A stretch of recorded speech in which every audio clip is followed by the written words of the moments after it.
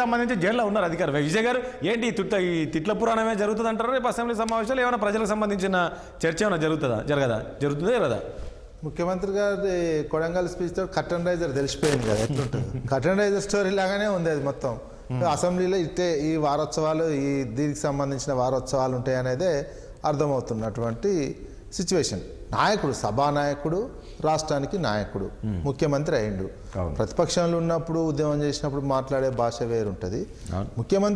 ముఖ్యమంత్రిగా ఒకసారి మాట్లాడచ్చు. పోస్ట్ రాగానే కొంచెం ఆవేశం మీద కొత్తగా అయినటువంటి సమయంలో ఫస్ట్ 1 year ఫస్ట్ 6 నెలలు ముఖ్యమంత్రిగా ఛానళ్ళ కోరిక నెరవేరడం, గతంలో ఇబ్బందులు పడ్డాయని ఉంటే 6 నెలల్లో ఆ ఇబ్బందులు, కోపం, కసి, ఇంకేదైనా ఈగో సాటిస్ఫాక్షన్ మాటలలో ఉంటాయి. అట్లా అనుకోవచ్చు. నువ్వు 2 ఏళ్ళైనా అదే పదజాలం వాడుతున్నావు అంటే ముఖ్యమంత్రిగా అది తీసుకోలేరు, ప్రజలు తీసుకోలేరు, ఎవరు యాక్సెప్ట్ కానటువంటి విషయం. ఇక ఏదో కక్షతోటి చేస్తున్నావు, ఇంకా నీ కసి తీరలేదని అర్థం. ఒక బూతులో ఒక ముఖ్యమంత్రి, వాస్తవానికి కేటీఆర్ అన్నట్టు కూడా ముఖ్యమంత్రి పోస్టు ఒక సాటిస్ఫాక్షన్ పోస్టు. ఆ పోస్టులో ఉన్న తర్వాత సాటిస్ఫైడ్గా ఉండాలి. సాటిస్ఫైడ్ ఉండకుండా ఫ్రస్ట్రేషను, బూతులు మాట్లాడడం ఇది రాష్ట్రానికే మంచిది కాదు. విపక్షం వాళ్ళు మాట్లాడతారు, వాళ్ళు మళ్ళీ అధికారంలోకి రావడానికి అంటుంటారు అనుకోవచ్చు. యాజ్ ఎ సీఎంగా ఫస్ట్ సీఎం పోస్ట్ని వాల్యూ తగ్గించుకున్నదే రేవంత్ రెడ్డి. ఎప్పుడు సీఎం పోస్ట్ అంటే ఏంటంటే గుంపు మేస్త్రి, అది ఎంత వాల్యూ తక్కువ అసలు. ఒక సీఎం తనకు తాను తన పోస్టుని నేను గుంపు మేస్త్రి అని సీఈఓ అని చెప్పుకోవడమే అవమానకరం. ఒకవేళ ఆ రకమైన ఒక డిగ్నిటీ ఉన్నప్పటికీ ప్రజానాయకులు, ప్రజల చేత ఎన్నుకోబడినటువంటి పదవి, అదొక రాజ్యాంగబద్ధమైనటువంటి చిల్లర గుంపు మేస్త్రి అని చెప్పుకుంటారండి. ఆడనే తన వాల్యూ తగ్గించుకున్నారు సమాజంలో. అక్కడి నుంచి మొదలైంది.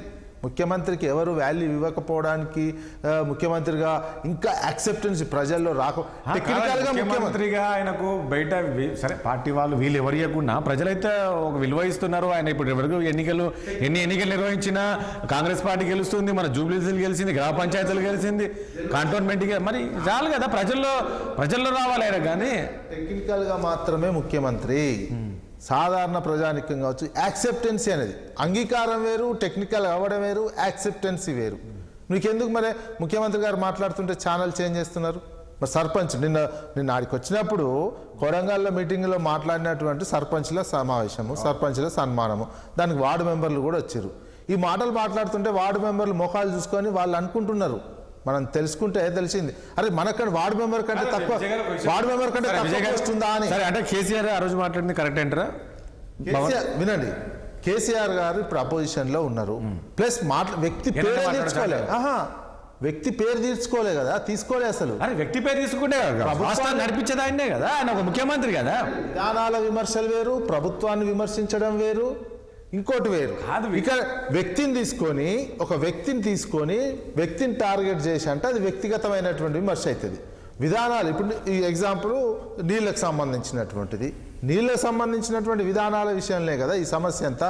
ఇందాక బీజేపీ వాళ్ళు అంటున్నట్టు విజయ్ గారు, ఇప్పుడు బీజేపీ రాష్ట్ర ప్రభుత్వాన్ని విమర్శించినా రేవంత్ రెడ్డిని విమర్శించినట్టే, కేసీఆర్ రాష్ట్ర ప్రభుత్వాన్ని లేకపోతే పాలన సంబంధించి విమర్శించినా నేరుగా ఆయన విమర్శించినట్టే కదా, ఆయనే కదా ముఖ్యమంత్రి. అంటే ఎందుకు ఉండదండి? ప్రభుత్వ విధానం వేరు, పేరు తీసుకుంటేనేమో వ్యక్తిగతంగా ఆయన్నే తిట్టినట్టు అవుతుంది. పేరు తీసుకోకుండా అది విధానాల విమర్శ. ఇప్పుడు కేంద్ర ప్రభుత్వాన్ని విమర్శిస్తారు, అఫ్కోర్స్ మోడీని విమర్శించినట్టే కావచ్చు, కానీ ప్రభుత్వం అదొక పాలసీ ప్రకారం విమర్శ. అది పాలసీ ప్రకారం చేసినటువంటి సమావేశాలు జరిగే అవకాశం కనబడుతుంది. సమావేశాలు డైవర్షన్ అండి. ఇప్పుడు ఇది అంతే. కేసీఆర్ వెళ్ళొచ్చా, వెళ్తారా ఈ సమావేశం? వెళ్తారనే వచ్చింది కదా, వెళ్ళే అవకాశాలే ఉంటాయి అనుకుందాం, వెళ్తారనే అనుకుందాం. వెళ్తే కూడా ఇచ్చింది ఏంది, సిగ్నల్ ఏంది? నువ్వు కర్టన్ రైజర్ లో మాట్లాడింది ఏంది? కర్టన్ రైజర్ లో ముఖ్యమంత్రి గారు మాట్లాడింది, నేను అసెంబ్లీ ప్రతిపక్షం వాళ్ళు వచ్చినా నేను ఇట్టనే మాట్లాడతా అసెంబ్లీలో, మీరు వస్తారా ఇందాక అన్నట్టు. అదే ముఖ్యమంత్రి అన్నారు కదా, మీరు రండి, మీ గౌరవిస్తాం, మీరు రాష్ట్ర ముఖ్యమంత్రి, తెలంగాణ ముఖ్యమంత్రి గారు వయసుగానే గౌరవిస్తాం కదా, మీరు ఎంతసేపు మాట్లాడతారో మాట్లాడండి అని కూడా ఆయన బయట ముఖ్యమంత్రి గారు చెప్పిన ఇదే కాదు. ముఖ్యమంత్రి గారు ఇప్పుడు చెప్తారు, రేపోటి చెప్తున్నారు, రకరకాల విషయాల మీద రకరకాల తీరుగా మాట్లాడుతున్నటువంటి అంశం కనిపిస్తుంది. ఇది వాటర్, ఇది అంతా ఏంది, బూతుల అంశం ఒకటి పెట్టుకుందాం. అసెంబ్లీలో ఏదైతుంది బూతులు మాట్లాడుకుంటారు అదంతా ఓకే. అసలు సమస్య ఏంది? నీళ్ళ సమస్య కదా. నీళ్ళ సమస్య మీద మాట్లాడాలి, నీళ్ళ సమస్య మీద వివరణ ఇవ్వాలి.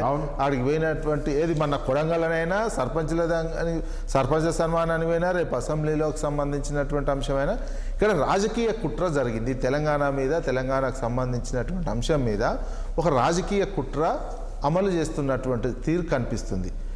ఎక్కడ రాజు విజయ్ గారు ఇక్కడ ఒక పాయింట్, ఇక్కడ ఇప్పుడు సరే కేసీఆర్ 10 ఏళ్ళు ముఖ్యమంత్రి ఉన్నప్పుడు ఎందుకు ఈ పాలమూరు రంగారెడ్డికి సంబంధించి దాన్ని ఎందుకు పూర్తి చేయలేకపోయాడు? 299 మాట వీళ్ళు అదే క్వశ్చన్ చేస్తున్నారు కదా. 299 ఎట్లొచ్చింది? ఉమ్మడి ఆంధ్రప్రదేశ్ 2013లోనే కేటాయింపులప్పుడు 200. ఇప్పుడు గోదావరిలో కూడా అదే కదా, 2013లో ఉన్నటువంటి కేటాయింపుల ఆధారంగానే గోదావరి నడుస్తుంది. ఇప్పుడు ఇక్కడ ఏమైందంటే కృష్ణా నీటికి సంబంధించినటువంటిది ఇమ్మీడియట్గా ఆడ ఎక్కువ కొరత, వాటర్ ఎక్కువ కొరత ఉన్నది. మరి ఎట్లా యూజ్ చేసుకోవాలి? 1 year అగ్రిమెంట్. ఎందుకు? కొత్త ట్రిబ్యునల్ వేసి విభజన చేస్తేనే పంపకం అయినట్టు. మరి అప్పటి వరకు ఎట్లా వాడాలి? పంచాయతీ పెట్టుకుంటూ కూర్చోవాలా, ఉన్న నీటినే వాడుకుంటూ కూర్చోవాలా? అది 1 year కోసము 299. అప్పట్లో కేసీఆర్ ఎందుకు చర్చించలేకపోయారు? ఇప్పుడు పక్క రాష్ట్రంలో జగన్మోహన్ రెడ్డి ముఖ్యమంత్రి ఉండే, ఇక్కడ కేసీఆర్ ఉండే, కూర్చొని ఎందుకు మాట్లాడలేకపోయారు ఆ సమయంలో? మాట్లాడుకోనే కదా, మాట్లాడుకొని ఉన్న సమస్య ఏంది? కృష్ణాలో వాటర్ తక్కువ 299 అనేది ఎందుకు వచ్చింది? 2013లో జరిగినటువంటి ఒప్పంద రాష్ట్రాల కేటాయింపు ప్రకారము ప్రాజెక్టుల వారీగా మనం అప్పుడు 299 తెలంగాణకు, ఉమ్మడి ఆంధ్రప్రదేశ్లో 299 టీఎంసీలు వాడుతున్నారు ప్రాజెక్టుల వారికి కేటాయించినటువంటి దాని మీద. అది 1 year కోసం. ఎందుకు? కొత్త ట్రిబ్యునల్ వేసి ట్రిబ్యునల్లో మళ్ళీ అన్ని రాష్ట్రాలకు కేటాయింపులు అయ్యేంత వరకు తాత్కాలికంగా అది వాడుకునే విధంగా, తాత్కాలికంగా వాడుకునే విధంగా ఏమైతుంది? అది 2 ఏళ్ళు పోయింది, 3 ఏళ్ళు అయింది. ఇక్కడ రాష్ట్ర ప్రభుత్వం ఏమడుగుతుంది సెంట్రల్ని?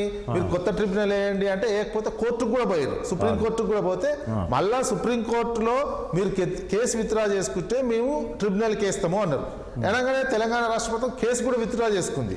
విత్డ్రా చేసుకున్న తర్వాత కూడా వెంటనే మళ్ళీ గొడవ అవుతుంది అనగా లాస్ట్ ఎన్నికలకు పోతాను, 2023 ఎలక్షన్లు పోతాం అనగా, పార్లమెంట్ ఎలక్షన్ ఉన్నాయి, అసెంబ్లీ ఎలక్షన్ ఉన్నాయి, ఆ జనవరిలోనే అప్పుడు ట్రిబ్యునల్కి ఉన్నటువంటి ప్రజెస్ ట్రిబ్యునల్కి దీనికి కూడా విభజన చేసి పెట్టమని చేసి ఇప్పుడు విచారణ జరుగుతుంది.